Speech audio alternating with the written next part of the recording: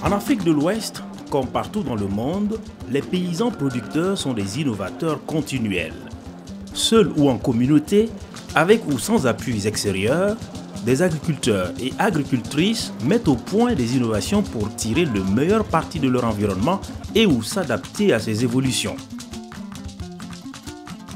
Les 15 et 16 mai 2015 à Ouagadougou, au Burkina Faso, la foire de l'innovation paysanne en Afrique de l'Ouest, la FIPAO, a été l'occasion de mettre en lumière le grand potentiel qu'offrent les innovations paysannes pour la recherche agricole et le développement rural.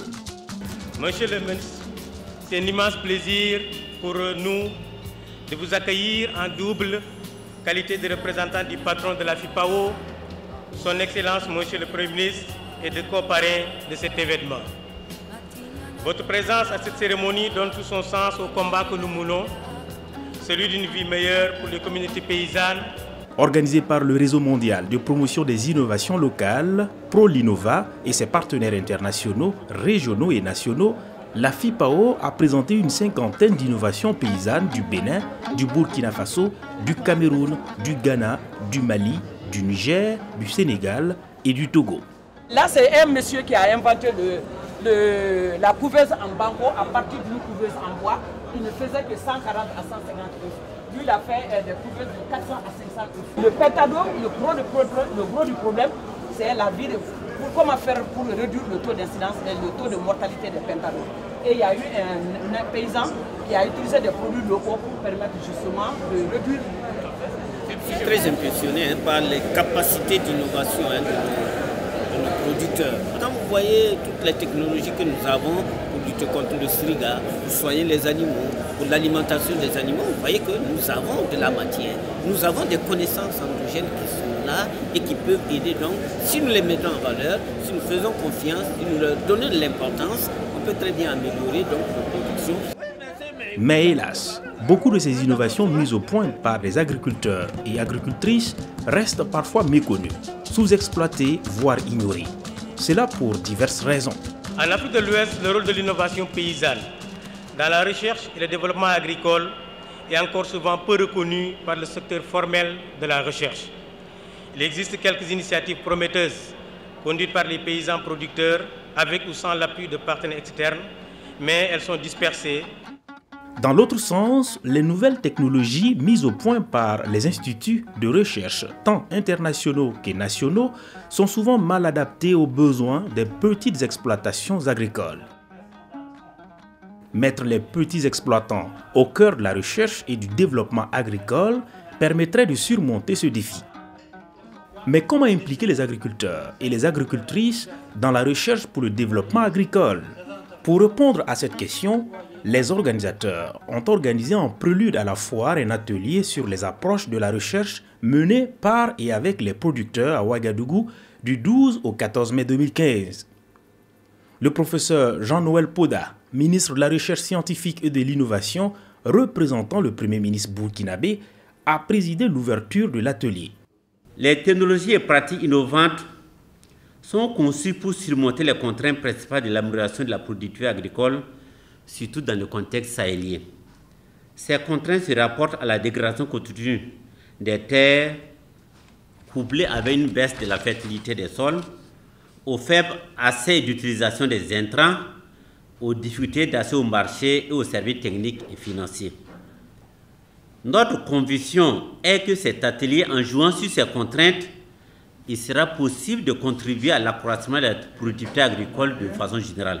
L'atelier a réuni une trentaine de participants venus du Bénin, du Cameroun, du Ghana, du Mali, du Niger, du Sénégal, du Togo, de l'Allemagne, de la Belgique, des Pays-Bas, des États-Unis, de l'Italie et du Burkina.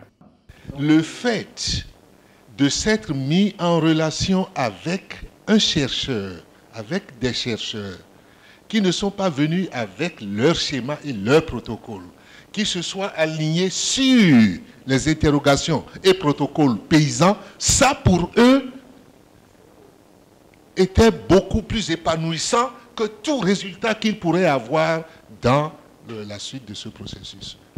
Et il me semble que ça là, cet élément de message est profond. Ça veut dire que les deux, il y a possibilité de rapprocher les deux systèmes de pensée, le système opératoire du chercheur et du paysan. L'atelier a permis d'échanger sur les approches de recherche agricole menées par et avec des agriculteurs et agricultrices.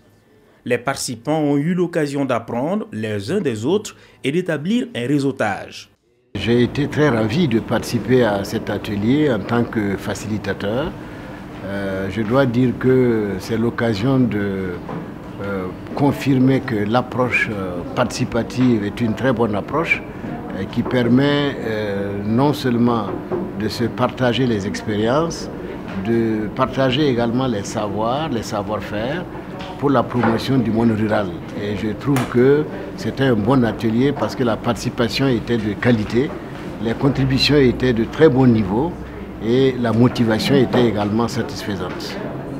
On était venus de différents pays ensemble, de différentes organisations, différents caractères des organisations et on a pu quand même travailler très bien ensemble et très ouvertement. On a échangé sur, en principe, deux aspects.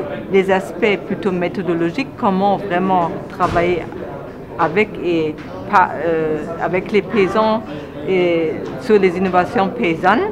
Et on a également échangé sur beaucoup d'innovations paysannes. À la fin de ce séminaire, je pense que moi je suis sorti avec beaucoup d'espoir. Et l'espoir que le modèle dominant agricole, le modèle où certaines personnes ont confisqué la recherche agricole à leur avantage est en train de tomber. Je veux dire que la recherche agricole serait démocratisée. Retour à la foire. En plus des expositions, 6 événements parallèles ont été organisés. Ces événements parallèles ont permis de mettre en débat plusieurs thèmes autour du développement des compétences, la documentation des innovations paysannes, les innovations paysannes et l'intensification écologique ou encore les innovations paysannes et l'adaptation au changement climatique. La question de la protection de la propriété intellectuelle n'a pas non plus été occultée. Il faut que nous soyons en mesure aussi d'assurer la protection de ces connaissances. Parce que bon, voyez-vous, très rapidement, on vous prend là, vous avez dit qu'il y a, par exemple, contre le SRIGA, ben on vous prend ça, on identifie des molécules et puis on les synthétise et on revient, on vous vend ça. Donc aussi, il est important de voir comment on peut protéger ces connaissances. Protéger les innovations paysannes contre toute forme de piratage au détriment des innovateurs, en particulier et du monde paysan en général, nécessite au départ un plus grand soutien politique. Le soutien politique, je pense qu'il est là parce que déjà à travers les différents programmes, nous les intégrons dedans. Maintenant, c'est peut-être donner beaucoup plus de moyens à ce qu'on puisse mettre ça à une échelle. Les participants à l'atelier sur les approches de la recherche menée par et avec les producteurs ont également souligné ce besoin d'une meilleure prise en compte des innovations paysannes à travers une série de 12 recommandations adressées tant au gouvernement, aux chercheurs, aux partenaires techniques et financiers et aux organisations paysannes. Les recommandations portent entre autres sur l'institutionnalisation de la recherche par et avec les producteurs et productrices dans les stratégies et politiques agricoles, le renforcement des capacités des chercheurs aux approches d'innovation par et avec les producteurs, la représentation du monde paysan dans les institutions de recherche. On trouve aussi que c'est très important, par exemple, d'avoir un fonds national pour des recherches par et avec les paysans. Parce qu'on a vu que la créativité et l'ingéniosité des paysans, c'est très enrichissant pour vraiment le bien-être de toute la nation.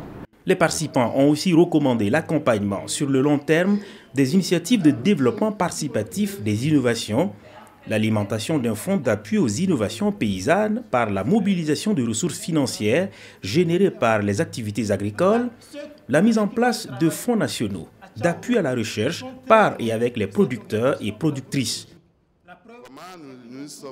Pour clore en beauté la FIPAO 2015, les organisateurs ont distingué 5 producteurs et productrices et en encouragé 5 pour leurs innovations au cours d'une cérémonie de clôture.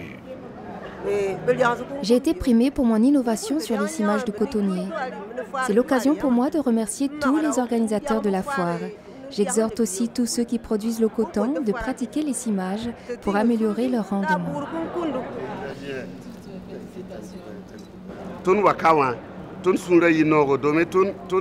Je suis très content d'être venu à cette foire. On a appris les uns des autres et j'ai un message pour le monde entier. Cette foire est comme une bénédiction. Avec ce que j'ai vu ici, un peu partout, il y a des idées innovantes, des idées inspirées de pratiques traditionnelles, mais qui ne sont pas suffisamment vulgarisées. J'invite tout le monde à investir dans la vulgarisation de ces bonnes pratiques afin que partout, on puisse produire suffisamment pour nourrir le monde.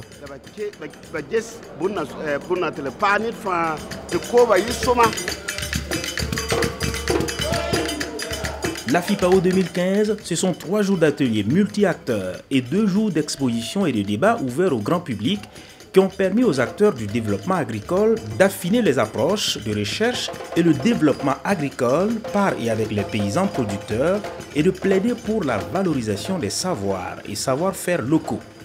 L'ambition ultime est que les agriculteurs et agricultrices jouent un rôle central dans la recherche agricole.